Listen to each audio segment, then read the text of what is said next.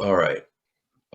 So I wanted to start out by saying I listened to the album probably at least once or twice, and I hope you don't mind a little criticism, but I've got a little bit of a problem with it. Okay. I can't get it out of my head.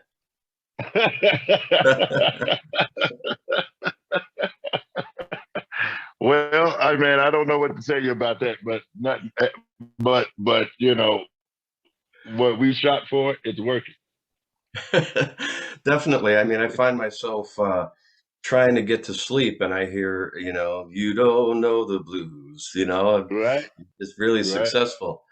And Thank you. you're welcome. Why don't we start out talking about that one? Because this program is based out of Buffalo, New York. I know you have a lot of big fans here. It's where I'm from, and it's also where one of the songwriters from that song is from. That's Mr. Tom Hambridge. So let's talk about that song and maybe how it developed and then ended up recording it. Well, man, we just started chatting about stuff that, man, just thinking about stuff that myself and people have been through that if you ain't been through it, then it's possible that you might not know the blues. Uh, and it got worked up into a tune, man. And Tom Hambridge is a great guy. He's a great songwriter, great record producer. He's a great drummer all around. And it turned into a really fun song. It's very catchy, and Oh yeah. I'm glad that it was able to be a part of the record. Yeah, I had actually had just done some work on my record down in Nashville when about like a month after that, I started to see the posts of you working at Ocean Way and with those guys and stuff like that. So had you worked at Ocean Way in the past? You've got 18 albums under your belt. Yeah, none of them were at Ocean Way. I'd been to Ocean Way before, but I hadn't recorded there. Okay. So was that just a standard, recording experience for you comparatively, or was there something special Uh, about it? I mean, it's a lot of history in the place. I guess that's the special part about it. But to me, when you've been in one studio, you've been in basically all of them. You know what I mean? Right. So, it was just a privilege to be there and in Sound Emporium. Both of those places were, very notable for a lot of hit records that come out of there. And hopefully this is one that fits the criteria. I think so. I think you've got a number of cuts on here, including Crown, and there was another one that actually, there's a number that really struck me. Too Close to the Fire was one of them.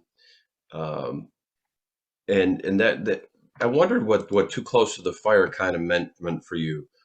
As it reminded me of like the myth of Icarus, maybe a little bit of flying high towards the sun and the wax on the wings melting, kind of thing.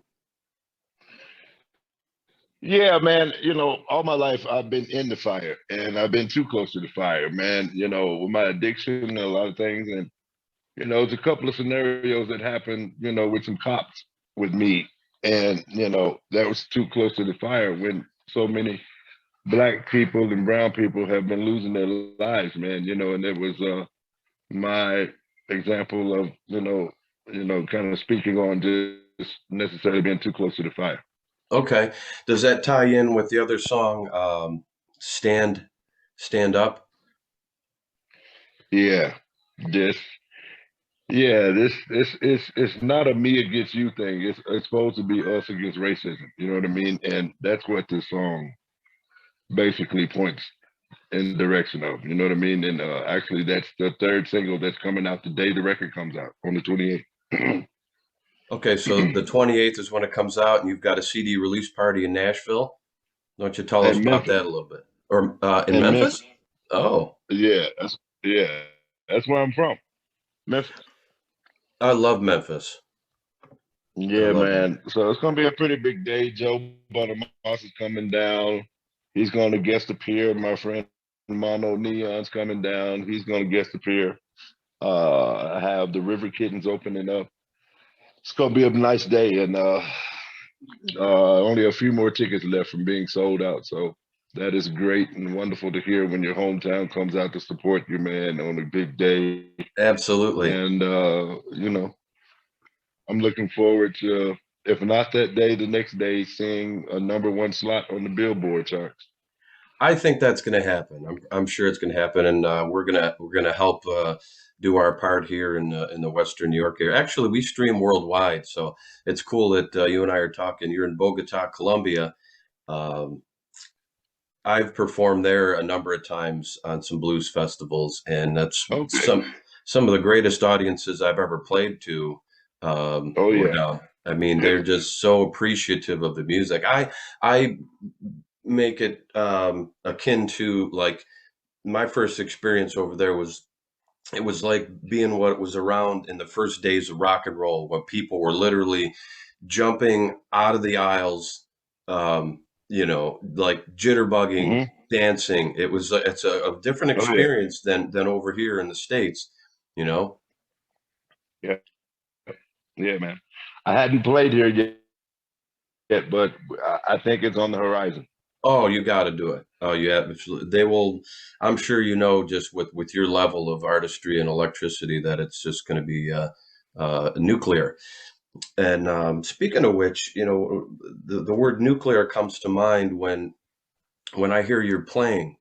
Um, you're referred to by a lot of people as the goat, the greatest of all time for blues rock. And I know that's something that makes you smile and take some pride in. But I think one of the things that might make that the case for me is you seem to encompass all the math, and I'm speaking scientifically about music for a second, because when you look at a lot of guitar players like on Instagram, they've only got a minute to do something. Mostly what you get is multiplication and addition out of them, lots of notes. But when I hear you're playing, especially on the one ballad on the album, you are able to go the opposite direction too. You do the other math, you do the subtraction, you do the division. You're able to split the atom, and that's where a lot of the magic happens. And I think that's one of the real Cool. special things about your capabilities is you span, like I said, you do all the math. Thank you, man. That's a very interesting theoretical way to have put that, and I like it a whole lot. I'm actually going to take that and use it as a description myself. I like I like the description of that. So thank you for that. Thank you, man. I appreciate it. You're welcome. I want to find the name of that song that you played so tasty on. It was just there was no Uh, flash my whatsoever. own best is it my own best friend? Stand up, or is Yeah, either stand up or my own best friend? I think it was Stand Up. Yeah, easily the tastiest guitar playing I've heard on album from you there.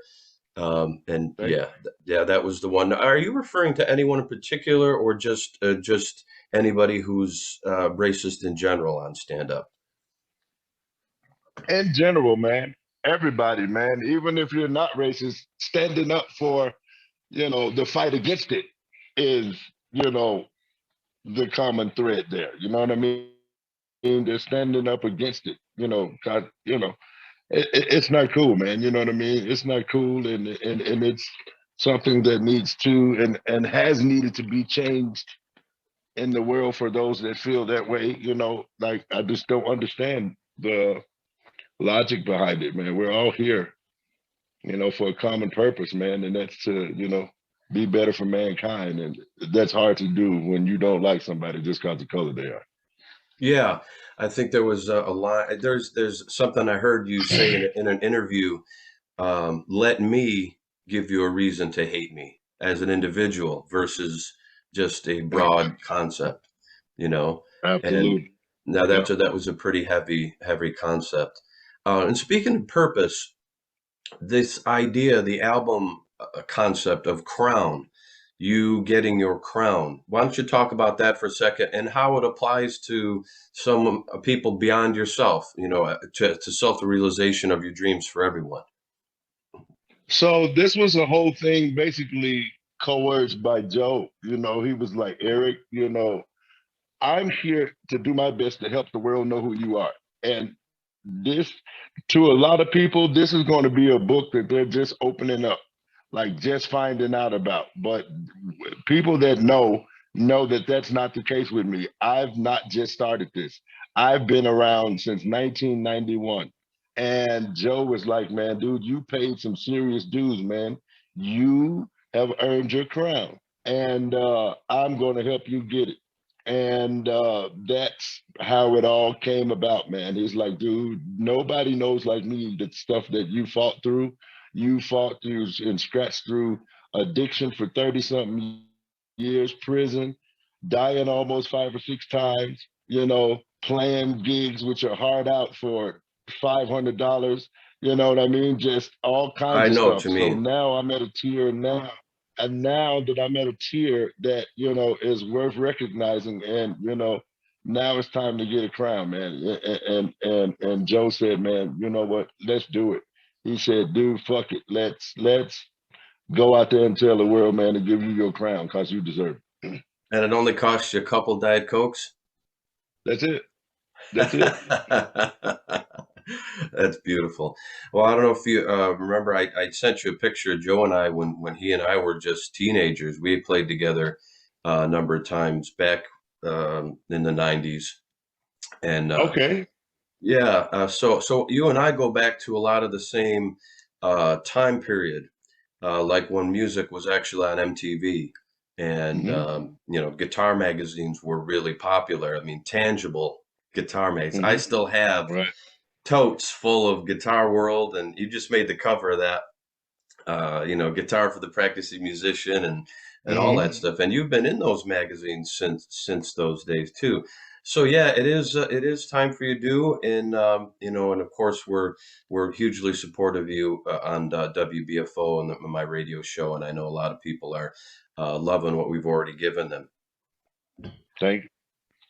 In fact, you know, there was one song on there. I don't know if it was deliberate, but it reminded me of the Archangels. "Good Time." Remember that song? Yeah, that was on Middle of the Road though. That was off of that record.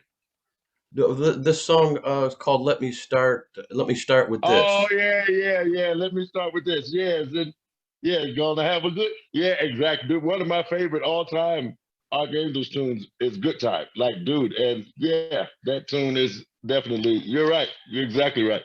Yeah, I mean, it's as soon as I hit it, and then the tremolo guitar and everything, it reminded me of Doyle Bramhall II.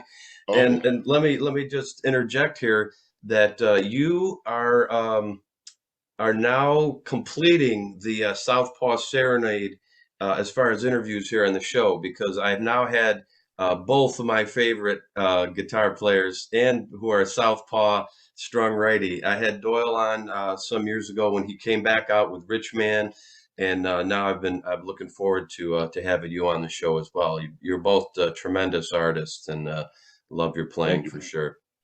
Thank you. Are you planning on doing a run through Buffalo and playing the Trough again? I'm sure. I'm sure, man. You know, Buffalo treats me very, very well up there, man. And I am very, very, very sure that I'm going to make my way to Buffalo and play a lot of material from Crown. That's what our tour that's coming up and tours that's coming up is all going to be focused on doing material from the Crown, and we can't wait. Yeah. Is that part of the like your ascension, so to speak, is making the move from maybe those 3 to 500 seaters to the you know, Oh yeah. maybe Oh to yeah. the larger, Oh yeah. so then maybe we can It's expect coming. to yeah, maybe we can It's expect to coming. see you at Shays. That would be the place Oh I would yeah. say. Yeah. It's coming. Yeah, it's already been in discussion. Fantastic. Well, I'm glad you've got the metrics and the support to make that happen, because you know there's so few of the blues rock artists that make that leap from that venue size to another, and Right. you're Right. definitely one of those ones that should be there, I think. Thank you. Okay, I got another question for you. Sure. What the heck is beer butt chicken? Oh, man, that was just a random radio station that me and Joe was fiddling through while they pressed record because we was just trying to get some surfing through a radio station sort of thing, and that's what they said, beer butt chicken. So I mean, we was in Nashville, so clearly they was advertising somewhere in Nashville that had beer butt chicken. Oh man, that is so funny because at first I didn't know what it was. I mean, there's those really pretty kind of like almost like a xylophone kind of sound that comes Right, on right, in the intro and it's phased right. out, and then you hear, "You got to get me some of that beer butt chicken." Oh, and then Yeah, man. finally it hit me. Hmm. There's a number of other songs on here that are not necessarily full songs, full productions or arrangements or with vocals. There's um, one that's Snippets, like, vignettes, yeah, vignettes. We call it there's vignettes. so Yeah, that's what the role of these is kind of like theatrical insertions, yes, like movements in between songs and stuff like this. So when people listen to the album from start to finish, they're going to get, a flow based on that. yeah. Basically, me and Joe took it back to the old days, man. You listen to some of the old Albert King records or Rufus Thomas records or whatever, you'd hear a little snippet of a groove that went on for like 30, 45 seconds, and then it would fade out. But it would make you want to hear more, So we just took it back to when we were young, man. And we still like that. It's like, man, damn, that little groove went for a short time, but damn, man, that sounded good. So that was us bringing back a little bit of Days of Old. Yeah, yeah, I really appreciated that. And let's talk about the gear for a second, because obviously, if you're hanging with Joe, I mean, gear is one of the most important things, but it's one of the most important things to us as artists to get our sound. You now have a signature guitar, you have some signature pedals, and a signature amplifier. And why don't you talk about those and how people can get those if they want one?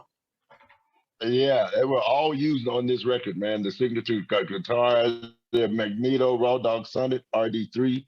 As I've been affiliated with them for quite some time. It's a Strat configurated guitar, three single coils, rosewood neck, all dripped in gold and everything. And I love it. They've been selling really well. All of these items that I'm about to tell you about, you can acquire through my website, ericgales.com. Just go to the store and you'll see them in there, as well as the MXR pedal that's made by, Dunlap and Jimmy Dunlap and my cats over there, man. That pedal is selling really, really, really well. And my amp is the DV Mark Raw Dog Head. That is a two preamp, but solid state power amp. So it's a hybrid of both, and it's a clean channel. It works very well with pedals, and it's nice and loud. It's 250 watts, I have and one. oh, there you go. It works best with an 8 ohm or lower head, cabinet. That will give you maximum output. 16 ohm, you won't get the full maximum output of the head unless you go through, you know, two 8 ohm cabinets. And man, just you'll see, you'll I see. have. I played it through. Like I have a bunch of the old EV12Ls. Um, Oh so yeah, so what I do is because I'm my father's son. He's a Vietnam veteran. He's very maintenance minded, and when I go on the road, I've done a lot of tours for our troops, like in Iraq, Afghanistan, Europe, Asia, and Africa, where okay, there's no music stores around, but I still want to get my sound. And so what I do with my rig now is I have, like my old Super Reverb with me. But if I either that doesn't work or I need a spare, want to use something small, I've got a deluxe reverb reissue. And what I did was I put that EV in there, so nothing's going to oh blow yeah, that up. And now yeah, I've got the option of the deluxe reverb, or I could put your head right on top of that and just oh yeah, oh yeah. There you blow go. people's hair back. And I did Yeah, have a man. question. I think I'd asked you about that. Are you sure that that can be plugged into a 2 ohm situation, like a Super Yes, Reverb sir. 410s? Yes, sir. Wow. Yes, sir. Yes, sir. I am Um, 100% positive. That's awesome. I'm looking forward. So now I even have a fourth option There you uh, go. for Oh a yeah, rig. That's outstanding. Yeah, the tone you were getting on some of these songs, and I believe "Stand Up" was one of them. Were you using the Tweed Twin on that one? Do you I remember? was using I was using my DV Mark and cabinet. Wow, got beautiful tones on this record, man. You know, Thank you, man. people are going to be hard pressed to tell, between, one of those old Fenders that maybe you used on some things and that.